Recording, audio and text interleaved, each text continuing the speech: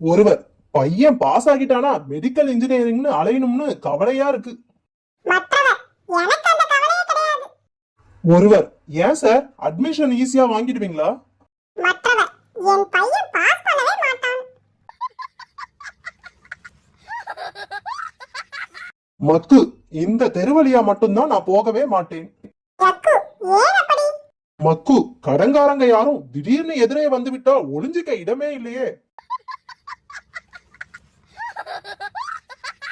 ரவி, சம்பளத்தை கூட்டி தர முதலாளி சம்மதிச்சிட்டார். ரகு, ஆஹா, ரொம்ப சந்தோஷம். ரவி, ஆனா ஒரு கண்டிஷன், சம்பளத்தை இனிமே 2 மாசத்துக்கு ஒரு தடவை தான் தருவாராம். குமார், ஐயோ ஐயோ, என் வீட்டை ஏன் இடிக்கிறீங்க? அனீஸ், ஞாபக மறதியா வேறொருத்தர் பிளாட்ல வீட்டை கட்டிவிட்டேன்.